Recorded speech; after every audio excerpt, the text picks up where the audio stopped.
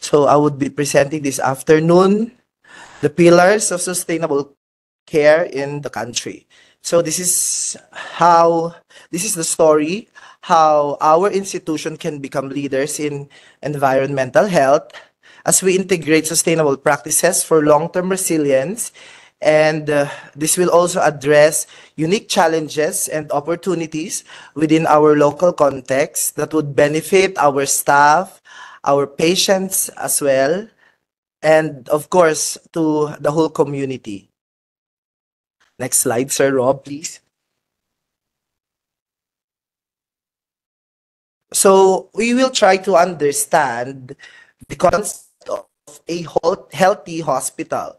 So a healthy hospital should be beyond patient care alone. It should also focus on creating a safe, nurturing, and healthy workplace environment for all, not just our patients, especially for our patients, but also para sa ating mga manggagawa.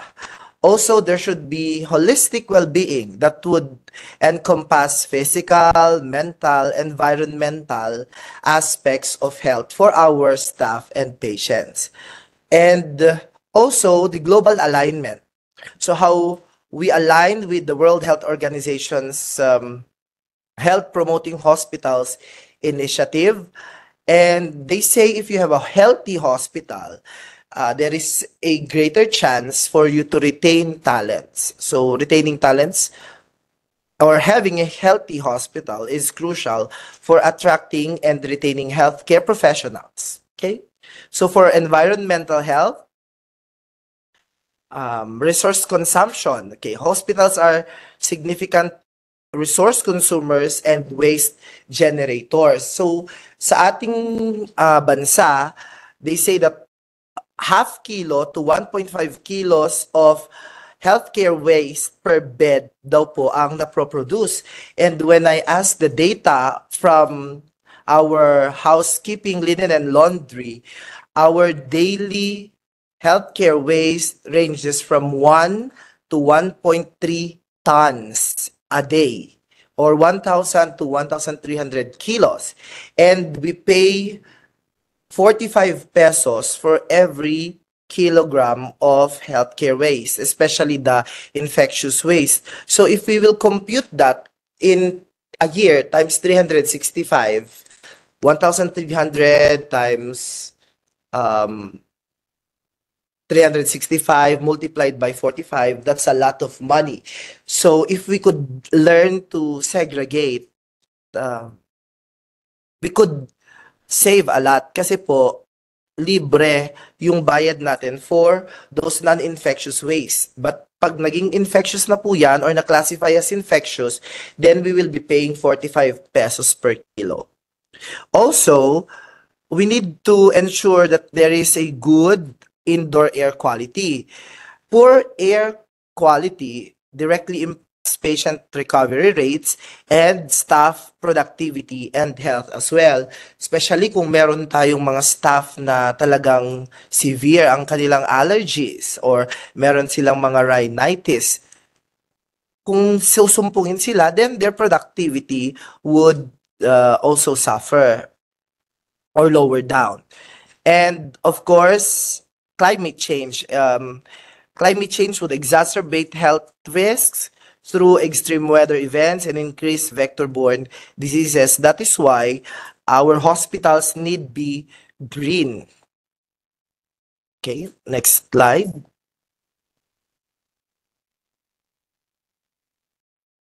So there are sustainable waste management so that we could reduce environmental burden. If we do this, we comply with the regulatory agencies of the government, and we will comply with the DOH AO number 2008 to 2005. This is the guidelines on healthcare waste. But not only that, we will be reducing landfill waste. Just like in the case of St. Luke's, their waste minimization initiatives did reduce really their hospital waste. So, hindi na po napupunta sa landfill. Okay? or napupunta man sa landfill yung iba, yung malaking bulto na re-recycle. So there should also be strict segregation. You should have emphasis on strict, stringent segregation at source. Okay, so nakikita po natin yung mga institutional workers natin, they would often orient our patients in the ward. Sa atin namang mga offices, we should also learn how to segregate as well. Though wala naman sigurong masyadong pathological or pharmaceutical waste and sharp sa ating mga offices, we should also learn to segregate those recyclable from non-recyclable, biodegradable from non-biodegradable. And of course, the hospital is also investing on non-incineration technologies. We promote autoclaving, pyrolysis, thermal decomposition, and other safe treatment methods. In fact, there is on its way na isang thermal decomposition machine that the hospital will be procuring soon. So that is our effort to decrease carbon emissions also, kasi yun pong ating ipro-procure na waste decomposition machine, it will have zero emission. Okay, so for the next slide.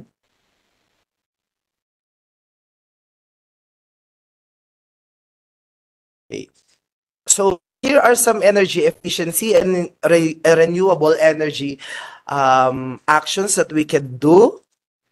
Okay, hospitals globally, it says here, accounts for 4 to 7% of national energy consumption. That's quite big.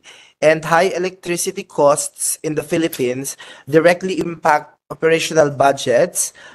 So when we adopt sustainable energy solutions, we are also helping not only our institution, but the environment as a whole. So what do we do here at MMMH and MC? Some of the initiatives that we did, that the institution is doing actually, is the use of LED lighting. So we've replaced traditional lighting with energy efficient LED system. So as per EFM, we have more than 95 to 100% na. Actually, they are claiming also 100% LED lighting. So, kung yung office ninyo, meron pa pong natitirang mga incandescent,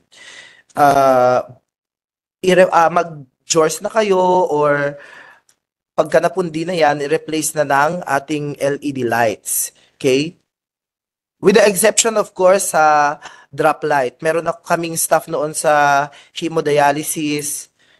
Pinalitan ng LED light yung drop light namin, which is supposed to warm the patient.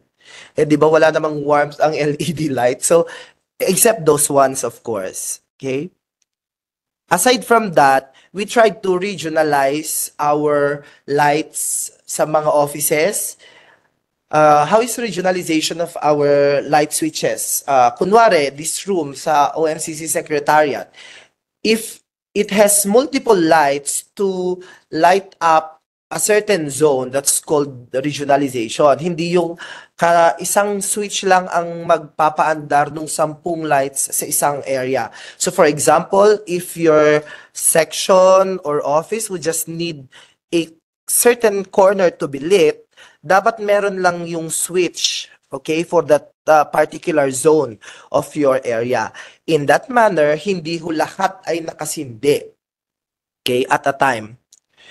We also have efficient HVAC system. There is one sa atin pong negative pressure room, may HVAC doon.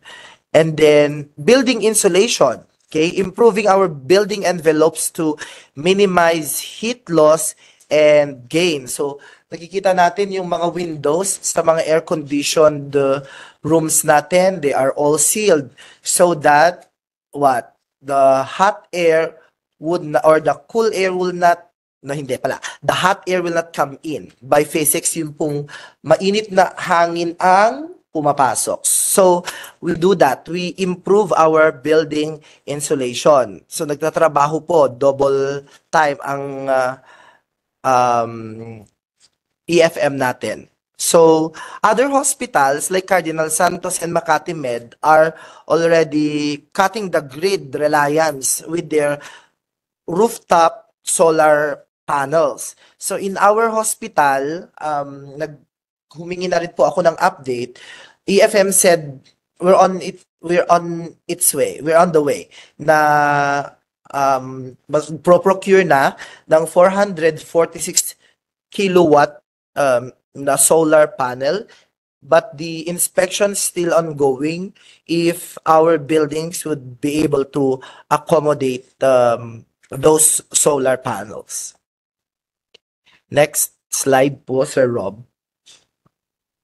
Okay, so for water conservation and responsible water management, we install low flow fixtures. So installation of low efficient faucets, toilets, and shower heads. Low efficient, it sounds like mababa ang efficiency, but no.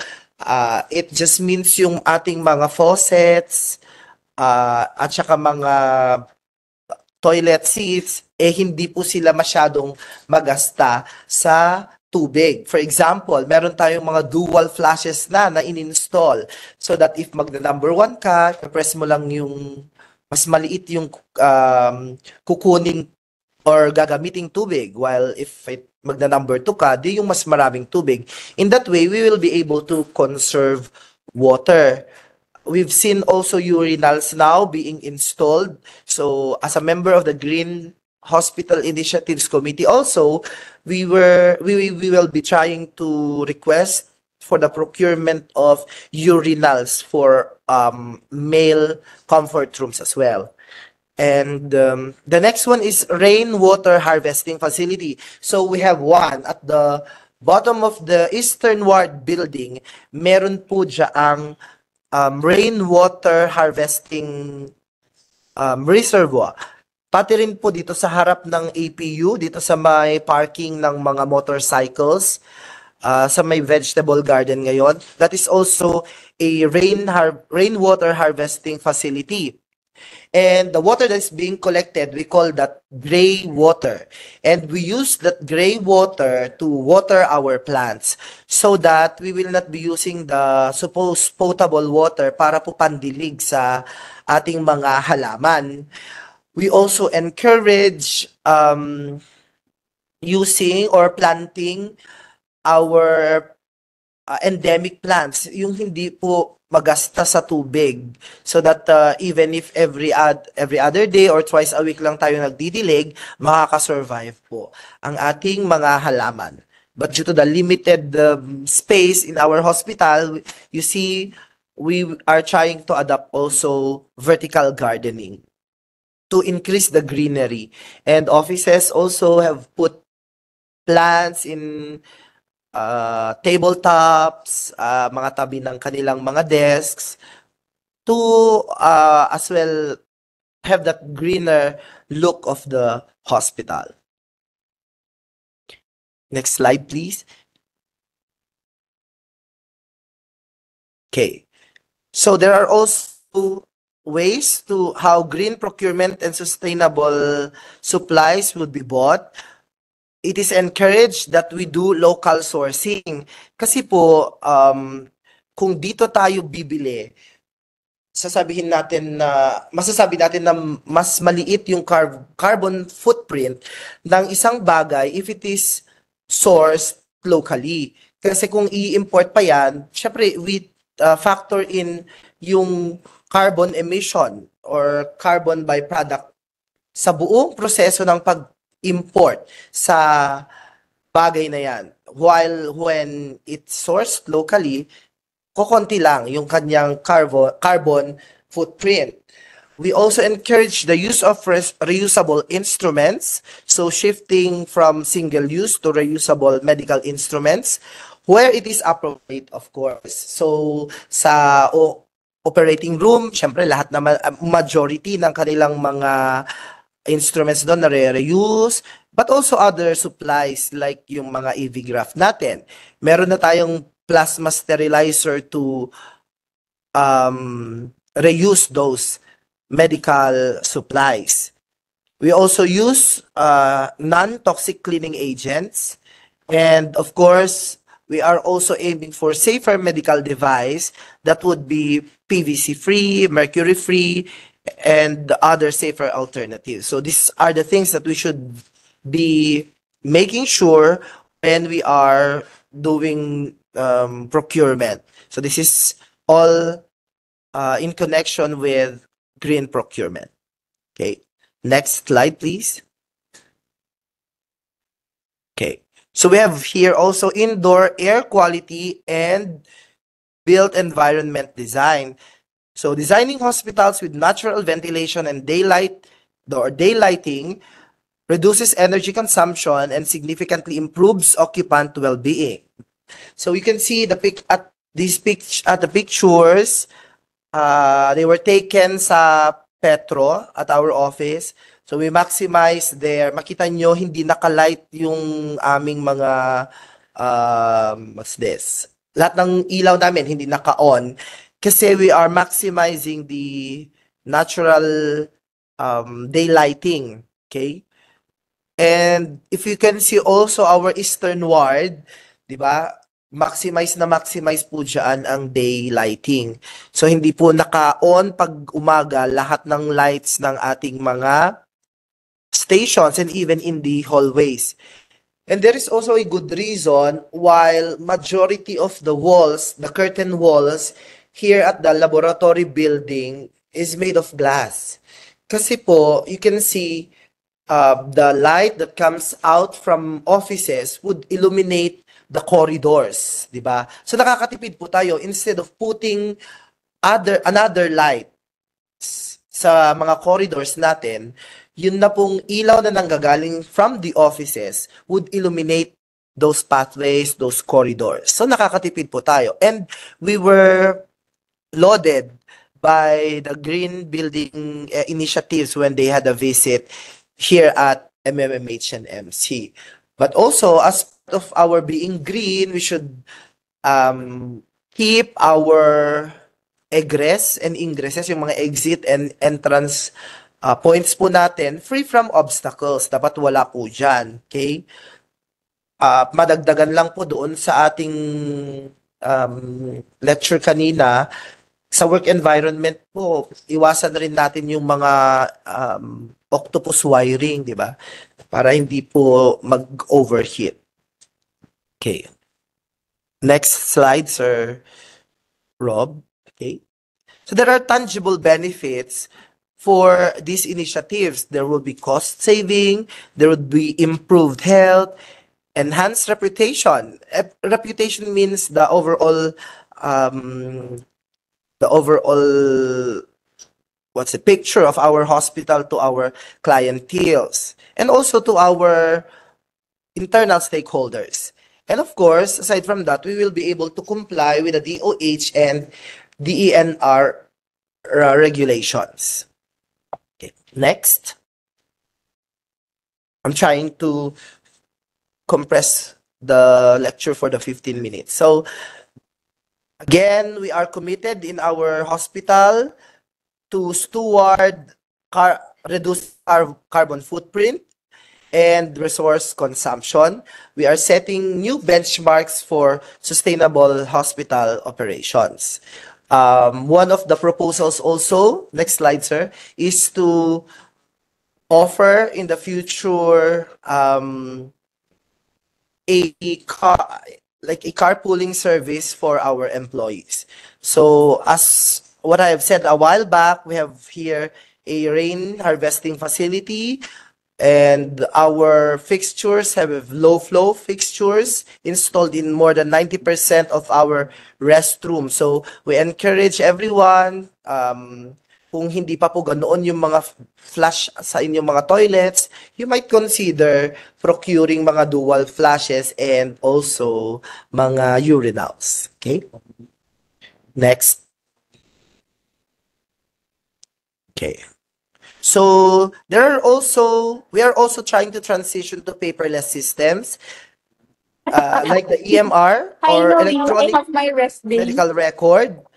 So we have adopted that at the OPD already last 2022. Okay? We also have paper purchases reduction. Ang dami ko. And we use cloud Ako lang, storage sila for hindi. our administrative documents. Okay, I Madami think lang I have a akong competitor. ngayong ano. Um, Pero parang inibat lang ko. Yung duty, hindi na siya yung Oo. Kasi hindi na isang consultant sa first year. Dati kasi isa lang daw. Yes. I'm easily being disturbed. So, may I ask all the Ha? participants, Sabihin ko please sa'yo. mute their microphones. Maraming nakakita nun. Sindeta. Kasi doon sila sa OR lounge. So, cutting service. Ha? Ba't hindi mo nasagap yun? Alam Hello, good afternoon, ma'am. si Joy. Ann Sanchez, Si Dr. pamute po ng iyong microphone. Thank you po.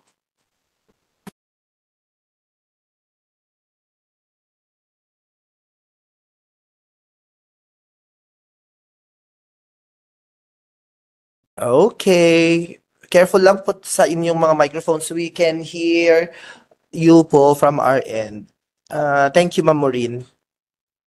Okay, next slide, please.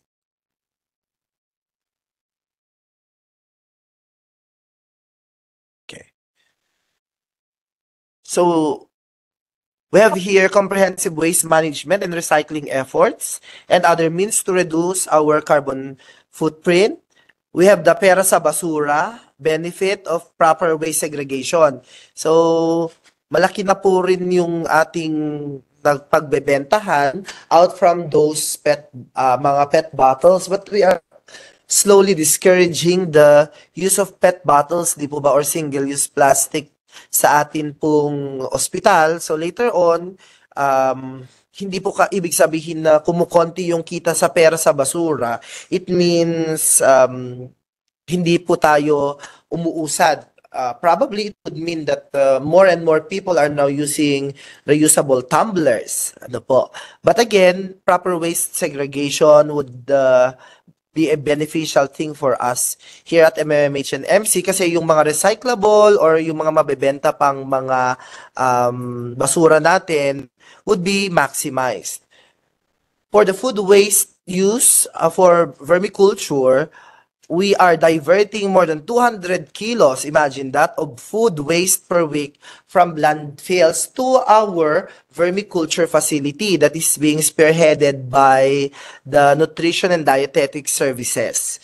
Po. So yung ating mga vermicast later on will be used to fertilize our vegetable gardens. So, and it's very self-sustaining, di po ba? Lalo pag na-maximize na po natin yung ating garden, ating vegetable garden that is being fertilized by our vermiculture project na ang pinagkuhanan natin ng food sa mga uod ating mga food waste. Di ba? Instead of paying the Servotec, yung atin pong waste treatment company, pinapakinabangan po natin yung ating food waste. Also, we are reusing gallons from the hemodialysis and housekeeping, linen, and laundry, particularly yung mga Zonrox na mga bottles. We reuse them as sharp containers. So, dalawa yon. Hindi na nga tayo nagtatapon ng ating mga plastics, nakakatipid pa tayo sa pagbili ng mga impervious containers used to store or used to contain sharps. Okay. And of course, we have our material recovery facility here. So, paano naman yung material recovery facility and how does it help in the sustainability measures of our hospital? Well, ang ginagawa po sa material recovery facility, for example, meron po tayong mga fruits and vegetables na naka-crate at dineliver sa ating hospital. Di ba yung crate po later on would become waste? But here in our material recovery facility, those crates would later on be upcycled, gagawing storage boxes ng mga files. na i-utilize later on ng mga offices. So that's upcycling. Instead na bumili tayo ng mga organizers or cabinets, we are reusing or upcycling those supposed na waste materials na. So that's also one. And of course, we highly encourage carpooling, the use of electric vehicles. Like what I've said noong ManRev namin, I for one is using an electric scooter coming to the hospital, to and from the hospital. Pero syempre tag-ulan ho ngayon, so I'm using my EV. Hindi, joke lang. Nagta-tricycle ako. But most of the time, dapat po, we do carpooling. Kasi you can just imagine how much of carbon emission, carbon footprint it is kung lahat tayo, we will be riding our individual vehicle. So, ilan na lahat tayong mga empleyado? We're more than 1,000. So, more than 1,000 vehicles running up a day. Marami po yung carbon emission. While kung carpooling or we maximize public transportation, then there will be lesser carbon emission and carbon footprint. We also encourage riding bikes. Sir Haji, nagbabike ka na ba? Di ba malapit lang yung bahay niyo dito? Nagkukotse ka pa rin. So, mag-bike na po kayo. There are actually shower areas now. Bakit may shower area? Siyempre, pag nag-bike ka, kaya tulad ni Ma'am Jessica Arellano ng OMCC, she's considering riding a bike coming to work. So, she will utilize the shower area later on to freshen up para hindi naman po siya pawisan na magre-receive ng inyong mga files dito sa OMCC. Okay? And like what I've said, we maximize public transportation. Okay. Next slide, please. Ayan. Ang next slide ay black slide. Meaning to say, I'm done with my presentation. Thank you so much for your indulgence. So I hope with those simple tips and simple measures, you will be able to help reduce the carbon footprints that the hospital is producing on a daily basis pa nga. Again, thank you so much for your time in listening to my simple and short presentation.